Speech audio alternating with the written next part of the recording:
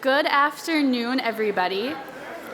I am Lauren Roscoe, the 2018 National SADS Student of the Year.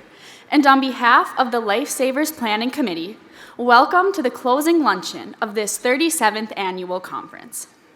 I'm honored to serve as your Master of Ceremonies this afternoon. And while this is not my first Lifesavers conference, this is the first time that a student has been invited to serve in this capacity.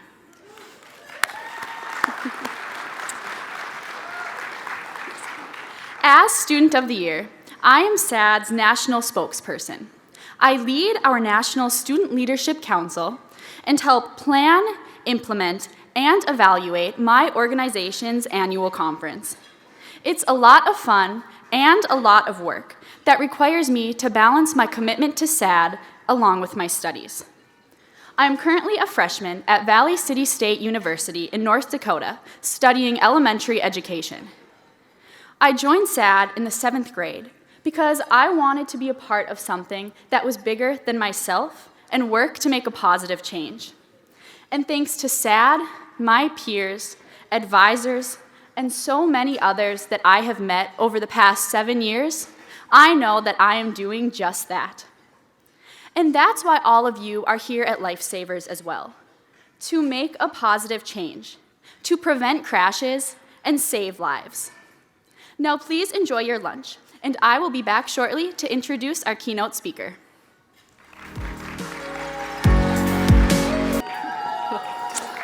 Over the past 3 days, or perhaps longer for those of you who participated in pre-conference meetings and events, you've had the opportunity to increase your traffic safety knowledge, delve into the latest research, gather information about new programs, services, and technology, and catch up with longtime safety colleagues and friends, or even make some new ones. I've leveraged Lifesavers for all that it's worth, and I hope that you have too. But is that enough? How will you know that what you're doing is having an impact? That what you're doing when you return home is truly making a difference? Our keynote speaker, Jay Riffenberry, has some thoughts about that. An internationally renowned speaker, trainer, author, and consultant who just returned from a month-long engagement in Australia. Jay is here with us today to help you be true to your core. While he's a graduate of West Point with a concentration in nuclear physics, what Jay will share with us today is not rocket science, but common sense values to help you live a purposeful and impactful life. He has shared his message at state and national traffic safety conferences, so he understands your work. Perhaps Jack Canfield, best-selling author of Chicken Soup for the Soul, summed it up best, saying, "Jay has given the world a most generous gift, and anyone who applies his philosophy can create the life that they want and make a difference." Now that is quite an endorsement. Please join me in giving a warm Lifesavers welcome to Jay Riffenberry. Thank you, Lauren. Thank you. Thank you, everyone. Good afternoon. A pleasure to be with all of you. We have a brief period of time, but I hope when you leave here, at least you have an opportunity to take a step back and reflect on a few things, both personally and professionally. Let me thank Lauren, and let me just start off with this comment. I'm about sick and tired of people bad-mouthing our young people. You know, the fact that we have individuals who are blaming our youth for our woes in society is just an excuse for not taking ownership for maybe their own behavior. And when I see someone like Lauren get up there with the poise and charm and character that she has, it speaks volumes in regard to the future. And what I have in this room are leaders, and I thank you from the bottom of my heart for what you do every day. Several years ago, I was on my way to a Giants-Eagles game with my son, and I was distracted by my phone. And it was right after a small snowstorm on the New York State Thruway. And I kind of veered off to the left a little bit as I glanced at my phone, and I did 2 360s. Car went off the road, and we went dead in the middle, center of a tree. And both sides of the car winged out, and we walked away without a scratch, maybe because of the vehicle. But I almost lost my son on that kind of cold early morning in January. And without people like you in this room who do the work that you do to make individuals and families and young people more aware of the challenges out there and the repercussions of not being safe is huge.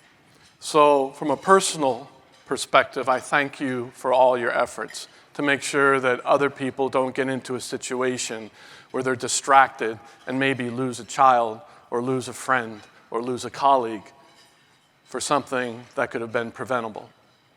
Where I stem from, Saratoga Springs, New York, so my Kentucky folks, we have something in common. Saratoga, oldest thoroughbred racetrack in the country.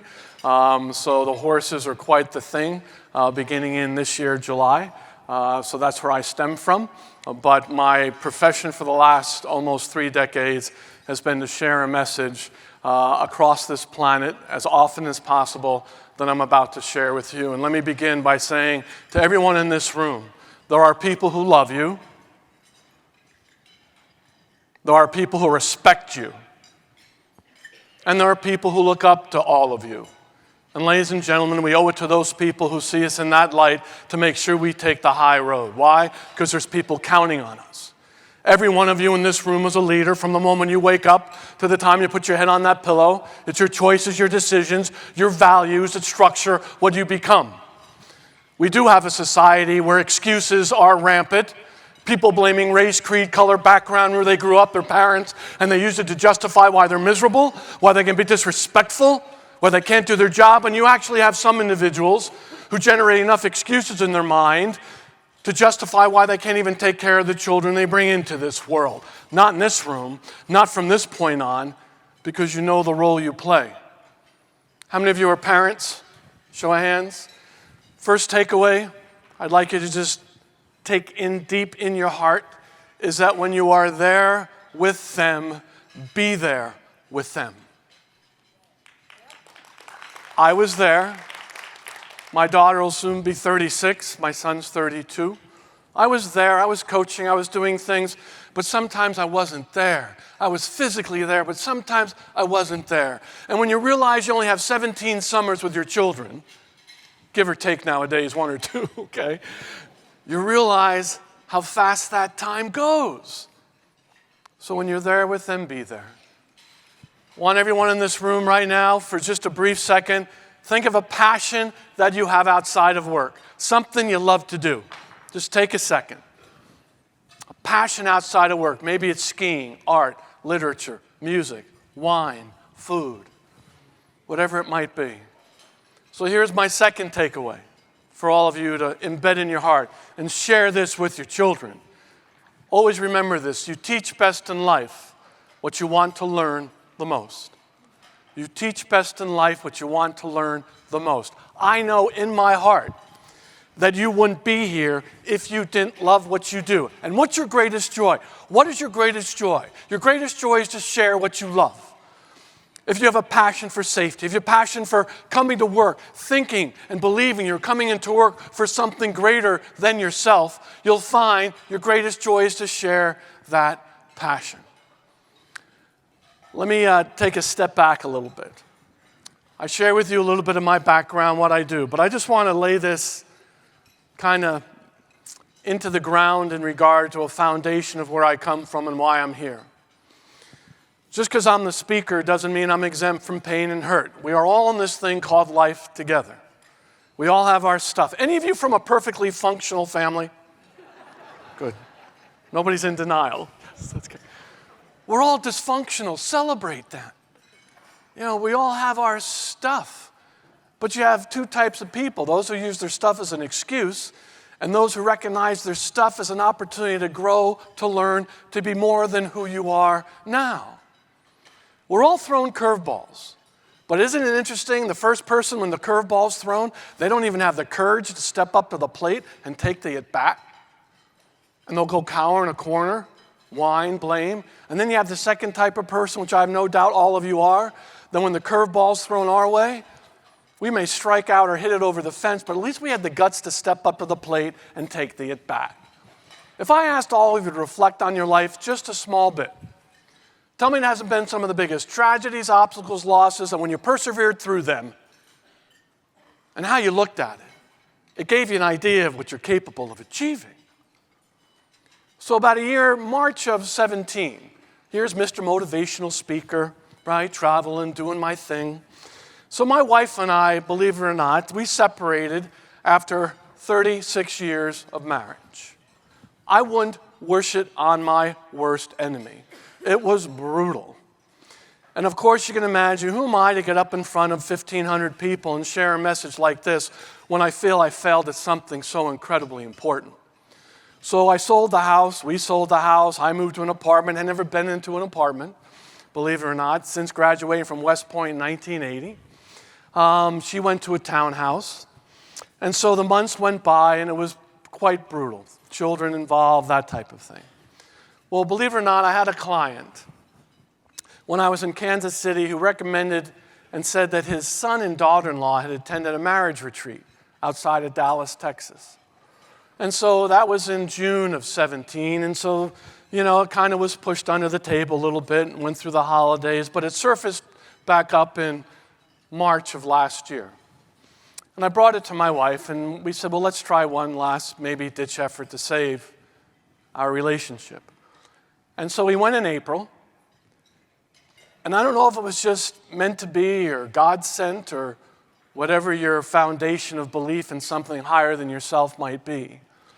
But as a result of attending that in April of last year, we reconciled back together, built a new home together in January, and we just finished together a little trip in Australia where we celebrated our 38th wedding anniversary. So I share that, and thank you for that, but it's not the applause I was looking for. I just want you to know we're all in this thing together.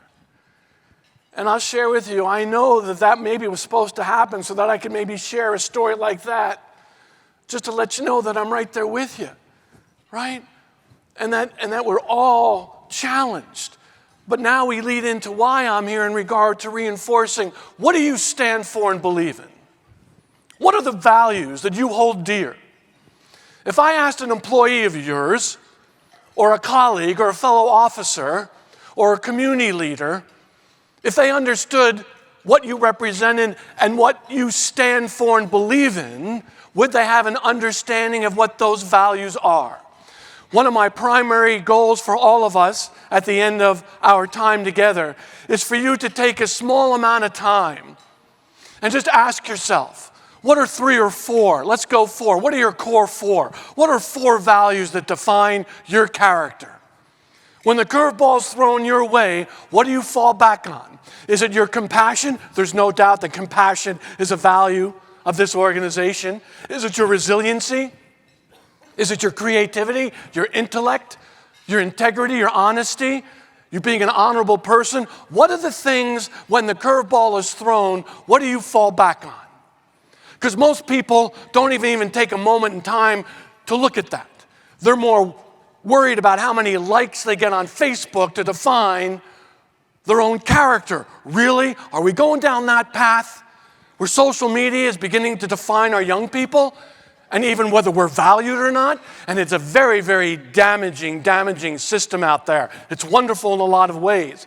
But when we get to a point where we have young people basing their own value on someone else's approval from out there, we're going down a slippery path. Because that also creates what we call personal dishonesty. And it doesn't just apply to young people. It applies to our generations as well. And what's personal dishonesty? Personal dishonesty are the people who project one thing and live another.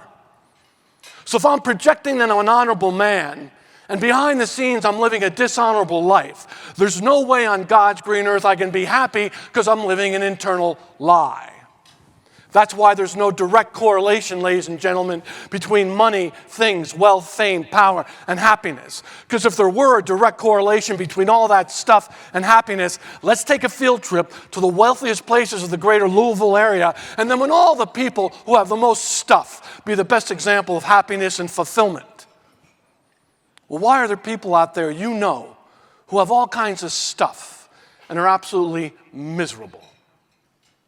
And there's people out there that you know and you've witnessed and you've confronted who don't have all that much and tend to be pretty content, happy, and at peace with themselves. Because in my almost 63 years of life, I'll share with you, without question, I've learned what I drive, what I wear, what I live in doesn't define who I am.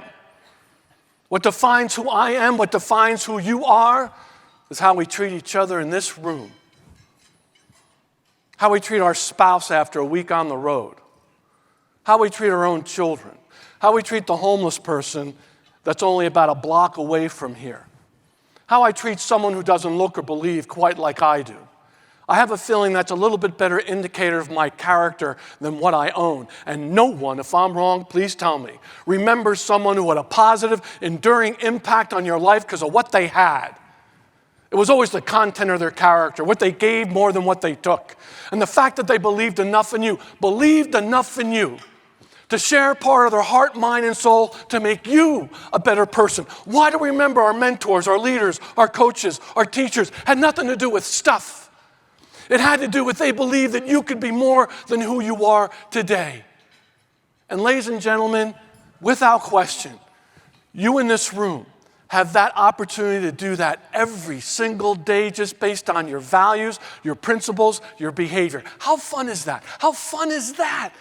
To realize when you wake up just helping putting a smile on someone else's face, giving them the belief that they are safe, giving them the belief that they can protect their children to a higher level than they did before. You're making that difference. What a great opportunity that you can believe in others more than they believe in themselves, and based on your work, based on your commitment to this organization, that you have the ability to make that type of difference.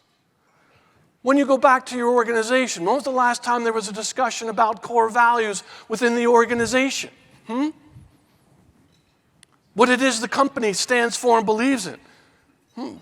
The unit, the office, right? The headquarters.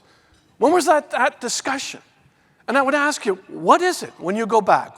What do we all come around and be part of in regard to something greater than ourselves? I do a lot of executive groups, and they always talk about core values for their organization, mission, vision, this type of thing. But I always like to give them a little twist, as I'll give you a little twist on values. Not just from a company standpoint, or an organizational or association standpoint, or a personal standpoint, but when was the last time any of you may have sat around the dinner table and asked your own children, what do you think the values of our family might be? I have received more phone calls, emails, and messages from people such as yourself who just said thank you. I never thought of that. We can spend all kinds of time from an organizational standpoint talking about culture and values, but we don't maybe just bring it up to the children some night and go, what do you think our family stands for and believes in? What are the values that hold us together? And I'll give you one quick example of this. I was in Houston, Texas. I had two executive groups. There's what's called a chairperson who kind of facilitates the sessions. And it was both groups were under his facilitation. So it was the second day with the second group. And I got to this point, and he stopped me. He goes, Jay, can I stop you for a moment? I'd just like to share with my members of the group what happened last night. I said, sure. So he proceeded to say that he was having dinner with the family. He's got two daughters, 9 and 5. And he assumed that his 9-year-old daughter knew what a value was. But he wasn't sure if his 5-year-old knew. So he went up to his 5-year-old daughter and said to her, do you know what I mean by a value? And she goes, Daddy is proud of value. And he goes, well, what do you mean by that? She goes, well, Daddy, every day I wake up and I try to do things to make you proud of me. No, I don't know how you put a price tag on that. But not only was it heartwarming for Dad to hear his little 5-year-old daughter say that she wants to make him proud, but also gave Daddy some insight that as his little daughter grows up, as wonderful it is to make daddy proud, it's just as important, if not more important, to make sure she does things to make herself proud. Just a thought. It is a wonderful, wonderful exercise. Just take a moment in time and just ask the kids, be patient. Don't just listen and see what they say, and you'll be heartwarmed, surprised, and validated. So core values from an individual perspective, core values from your organizational, associational perspective, and then core values for a family perspective. And in this brief period here, the reason I bring all that up because I want you to know core values go way beyond just words on the wall and some fluffy stuff. They can be fluffy stuff if we don't act on them and don't live them. But I'll share with you, any organization, any family is always healthier when they actually have an understanding of what they stand for and believe in versus an organization, an association, a family, an individual who doesn't.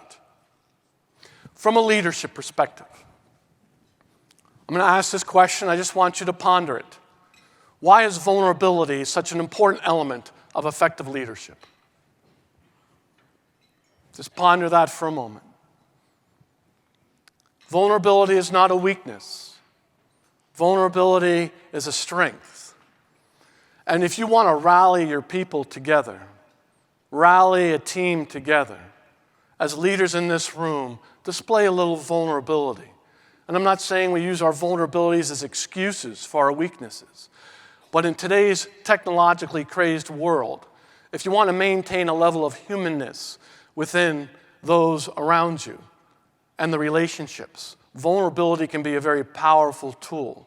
Vulnerability allows us to let our walls down a little bit, open up. And yeah, we put that uniform on, some of us in this room. When we take the uniform off, are we the same person? I hope so. I remember putting the uniform on, right? Got my airborne ranger stuff, thinking I'm pretty important, maintaining my composure, control, being professional, leading. But when I took it off and all of a sudden I was with my wife and children, did I behave the same way? There's a true test right there. Let me share with you my definition of professionalism. Professionalism equals emotional patience. Remember that one. Emotional patience. When we're under stress and under pressure, how patient are we with our emotions? Mark my word. If you don't have an understanding of what values comprise your character and what you stand for and believe in and what you believe you'd like to leave behind in regard to when you're no longer here, when we're under stress and under pressure, we're more likely to become emotionally impatient. When we lose it, that's more about something internally going on with us than what we're losing it over. Just a thought. Vulnerability brings people together. Because when we are willing to let our walls down a little bit, those around us are more willing to let their walls down again a little bit. And as a result of that, it enhances communication. And when we enhance communication, I can share with you the more vulnerable this group is in this room, the more open we are together, the more we share our stories, the more we share our hurts, some of the things that maybe we're not so proud about. You know what happens? It unifies people. It allows us to come together because we're there for each other. It does the same thing in any group you might be a part of. And as a result of that, what happens if we increase communication? We increase and enhance a greater level of trust. The glue of every relationship. Boy, I'll share with you, if I'm at the barracks, my law enforcement officers and troopers in this room tell me trust isn't paramount in regard to the culture of those barracks. Absolutely. Here's my triple crown of leadership in honor of Kentucky. Remember this. Way to maintain humanness, vulnerability plus humility plus transparency equals authenticity. VHT equals A. Vulnerability plus humility plus transparency equals authenticity. Ladies and gentlemen, I have never seen, in my many years of teaching and sharing, I've never seen such a yearning for authentic leadership in all of my life. I have never seen young people yearning for structure and for discipline. They want people in their lives who have the courage to step up, to engage in what they feel is right. And again, we in this room have the opportunity to be that example. I thought I'd share with you just kind of time's going. Just a fun story, real quick, because I think big audience should like it. My first book's entitled No Excuse. It all centers around accountability, personal honesty. I went to airborne school. Many of you know what airborne school, it's when you jump out of perfectly good airplanes, okay? Airborne school, you have 3 weeks of training, ground week, tower week, and jump week. When jump week came along, my group was selected as the first group to jump. Jay was selected as the first one of the group to jump. So I had the privilege of what's called standing in the door. Many of you in this room understand the military, it's called a static line jump. So you have a line attached to a cable in the plane that's attached to your parachute. Once you exit the aircraft, you get into what's called a tight body position. You tuck your chin, grab your reserve parachute in front of you, and you count 1 1,000, 2 1,000, 3 1,000. And at that point in time, you're supposed to feel the force of the parachute being pulled out of your pack. We also only jump from about 1,250 feet. Not a lot of altitude to react to something in case you have what's called a malfunction. Now, with about 6 minutes to go before we jump, a little alarm goes off on the plane. And everybody yells, "Wake up!" And because everyone's just exhausted from all the training, getting yelled at. Next command, outboard personnel stand up. Inboard personnel stand up. They stand up, and then they yell, "Hook up." And you take your cord, hook it to the cable in the plane, and then you shuffle to the door. Being the first one selected to jump, I'm the first one to reach the door. Of course, the most fearful thing is when the door opens up, because then you begin to doubt why you decided to do this in the first place. And it's not what you see, but rather what you hear, because the wind's just deafening, right? It's loud. The adrenaline kicks in. Last command before go is stand in the door. Everybody does an equipment check. So the last guy in each line checks the equipment of the guy in front of him. Once he thinks everything's okay, slams him in the rear and yells, "Okay." So I hear from the back of the room, "Okay, okay," right up the line. Boom, I'm the last one to get okay. I point to the jump master. I go, "All okay?" He goes, "Stand in the door." And you step up, left foot about halfway outside the bottom edge of the door. You squat down, right hand, left hand outside either side of the door. And you look straight ahead, getting ready for the command, "Go." Now, as I'm standing there, on my right, on the inside of the plane, it has a little street light contraption. It's got a red light and a green light. When the red light's on, you don't jump. When the green light goes on, you go. They keep it simple, okay? On my left was this human being guy called the jump master, a little shorter than me, a little stockier than me. The primary reason he is there is in case the green light goes on and I don't want to. When I was going through, they literally would throw you out of the plane. They weren't coming up going, "Hey, thirsty? Can I get you something?" No. So I use it to set the stage for No Excuse. First jump ever. You know the process. 1 1,000, 2 1,000, 3 1,000. Here we go. Green light goes on. 1 1,000, 2 1,000, 3 1,000, 4 1,000, 5 1,000. Didn't feel the force of the parachute coming out of my pack. Found out later, apparently I didn't exit the aircraft tight enough. I was a little loose. So when I left the aircraft, my body went one way. The parachute did deploy, but the lines immediately twisted in the opposite direction. So if you think of a parachute, if I'm going clockwise, the chute's going counterclockwise, it formed like a corkscrew. And I'll never forget this.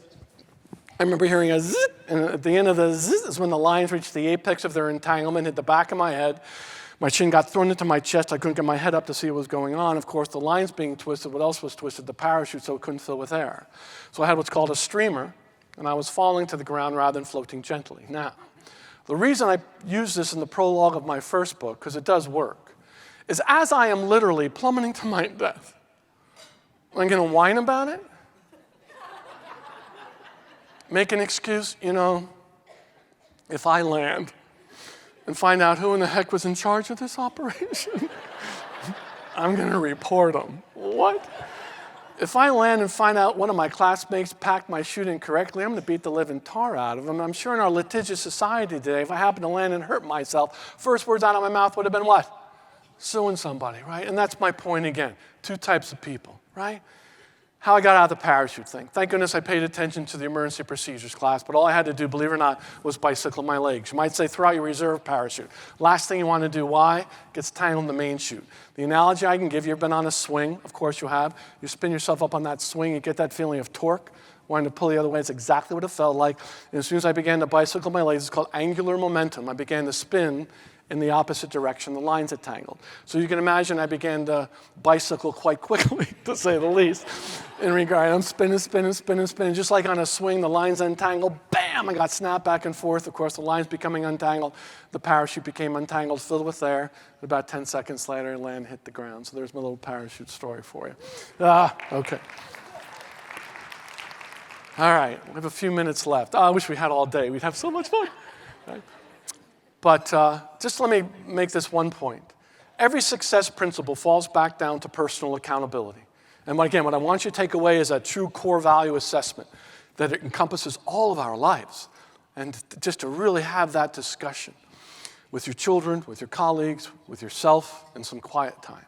But just to understand, every success principle falls back down to personal accountability. I'll just give you a couple examples of this. How many people walk around negative 24/7 and are accountable for the aftermath of their negativity? You ever seen someone come in like this? Not another day at the office. I can't take it anymore.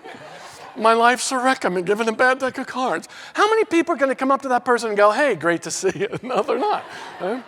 How many people lack integrity and hold themselves accountable for lying, cheating, and being unethical? How many people are personally dishonest, project one thing or another, and are accountable for living an internal lie? Here's my favorite. Remember this one. And then I'll begin to close. But remember, how many people use yesterday to justify why they're miserable today and are accountable for the present? And what do I mean by that? As I'm speaking right now, at 1:14, there are literally people right now waking up hoping for a better past.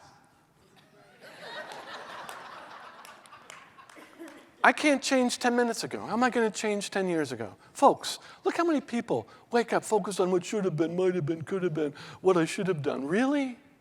Really? Hopefully we learn from our past.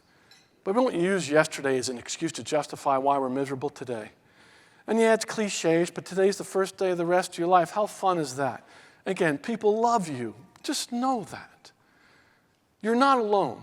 If there's one thing I can leave with you here, that last day of that retreat outside of Dallas, Texas, the last moment of the last day, and here's Mr. Speaker, it was the first time in my life I have not felt alone. And I realized it wasn't my wife that was going to fill that void. It wasn't how many speaking engagements. It wasn't how many mountains I climbed. It was totally internal with me. And to feel and to know that you're loved. You can call it source, God, you can call it whatever you would like. But it is a wonderful feeling when you know and you believe that you're loved. And I'll close with this. I get asked a lot, Jay, this journey over the years. Well, the moral of the story is more important than this final story. I was in Fairfield, Iowa. This is 10 years ago. Received some true clarity in my life why I'm in front of you. To do 2 keynote presentations for a company called Cambridge Investment. Before I spoke, they asked if I would do an interview. I said, sure. They wanted to put stuff in their newsletter that I was there. Fine. 2 young ladies, couldn't have been more than in their early 20s, sit me down, start asking me questions. What's no excuse about? It was before my core books were out. What's the content of your message? Where have you traveled? Who are your clients? Questions I've always received in the past. So the end of the interview comes, and the younger of the 2 looks at me and says, Jay, before you leave to speak, can I ask you one more question? I said, sure. She goes, well, it's kind of personal. I don't know if it would be appropriate. Well, that pushed me back. No one ever said that to me. What's appropriate mean? Boxers or briefs? What I mean? No, I'm kidding. I didn't say that. Okay. So I said, I've been around a while. I'm sure anything you ask will be perfectly fine.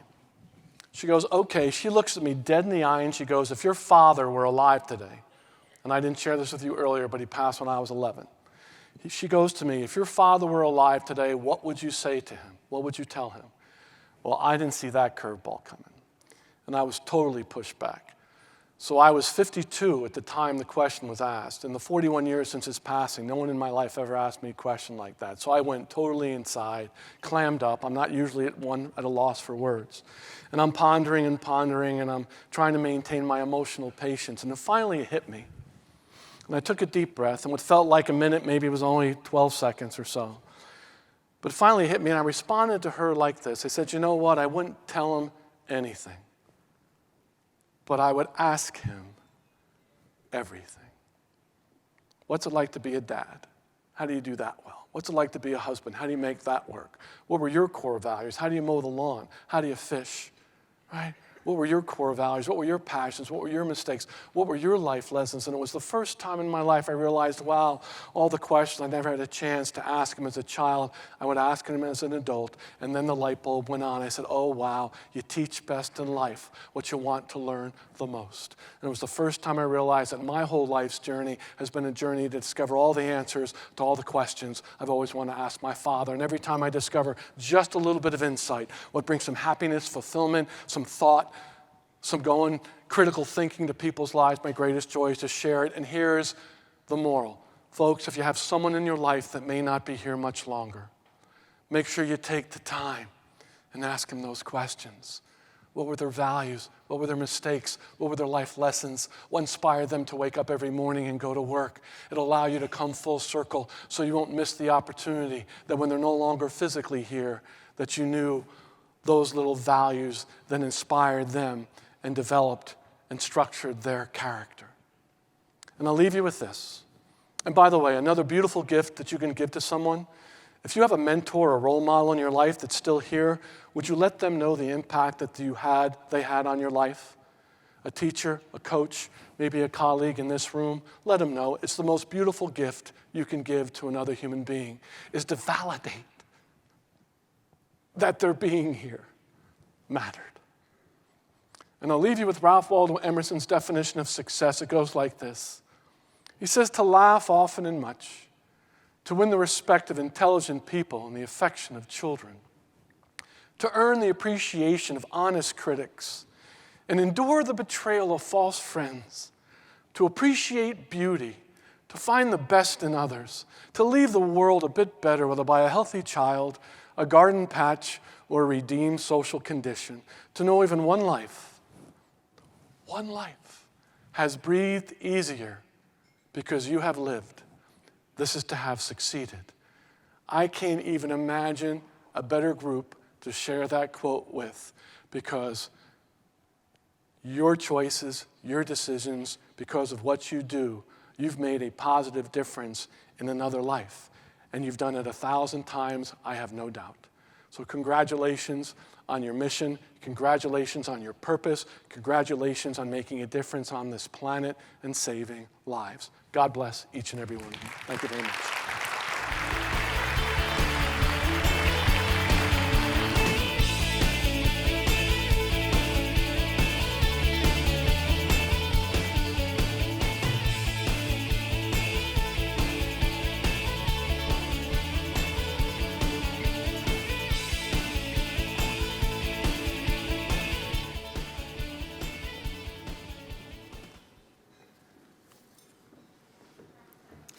It is now time to say thank you to our host state, Kentucky, and to pass the baton to our 2020 host, Florida. Lifesavers will be held March 15th to 17th in Tampa, so mark your calendars. Here to do the honors are Jason Sawala, Executive Director of the Kentucky Office of Highway Safety, and Trenda McPherson, Bicycle and Pedestrian Safety Program Manager for the Florida Department of Transportation.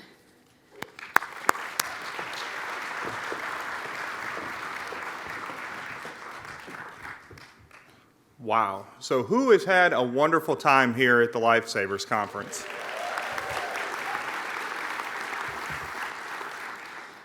I really hope that this has been a life-changing experience for each and every one of you.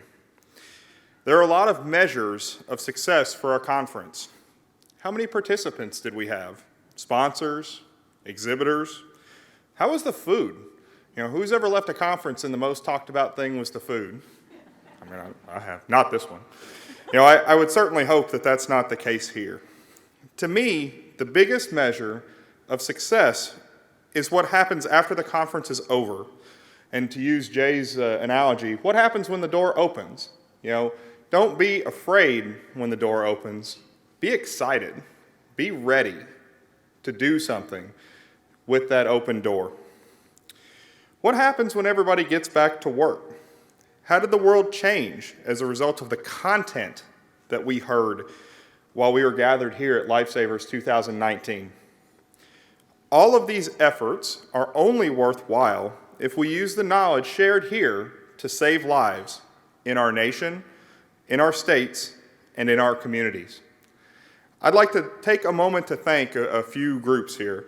So the Lifesavers Planning Committee and the Board of Directors, our sponsors and exhibitors, the City of Louisville, our community event participants, all of our speakers and moderators, our Kentucky Office of Highway staff and partners. And if you wouldn't mind, if you were one of those folks, please stand. These are the folks that you've seen with this host state ribbon and you've seen with these shirts.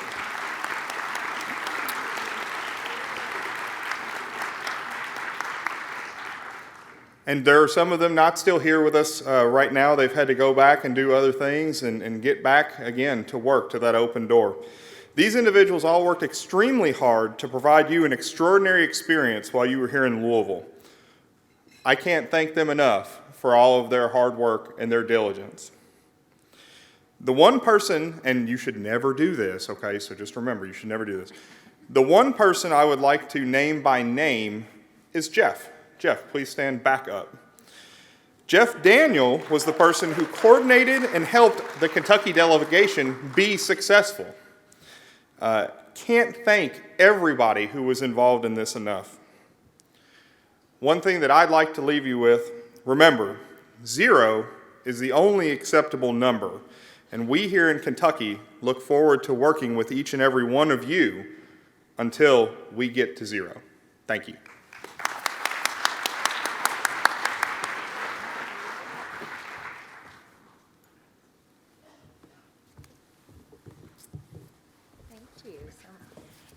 Thank you so much, Jason. This has been an awesome conference. Did you have fun? I did. I had such a great time in Louisville, and I want to just thank all of you so much because I know how hard it is to plan and coordinate a Lifesavers conference. So thank you again, Kentucky. The last time Lifesavers was in Florida was in 2012 in Orlando. Did any of you come to that conference? Yeah? We are so excited to bring you back down to Florida, to Tampa in 2020. It's a beautiful, beautiful city. The average temperatures, just in case you're wondering, in March are about 56 low and about a 76 high. Lots of sunshine, although bring an umbrella. Sometimes it's liquid sunshine, but sunshine nonetheless. But it's such a beautiful place to walk and bike. So one fun fact before I take you to our video about Tampa Bay, about Tampa, they have the longest sidewalk in the world in Tampa Bay. It's along Bayshore Boulevard there in beautiful Tampa Bay, and it's 4.5 miles long. So be ready to walk, bring your tennis shoes, and be ready to have some fun. Let me show you a little video about what you can expect when you come visit us there.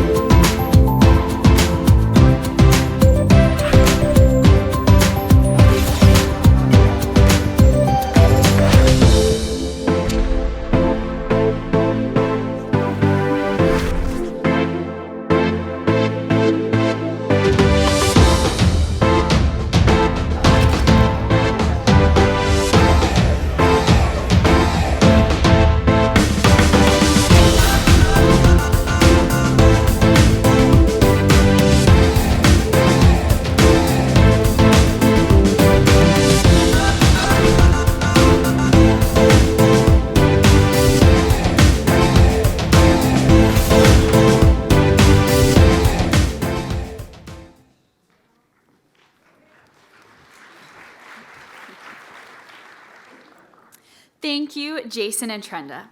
I know I speak for everyone on the Lifesavers Planning Committee, as well as all of you, when I say thank you to Louisville and the staff of the Kentucky Office of Highway Safety for all of the time and energy that you've invested in making another successful conference. We look forward to seeing all of you in Tampa next March. In the meantime, please be on the lookout for emails from Lifesavers asking for your feedback on this year's conference. Have a safe trip home.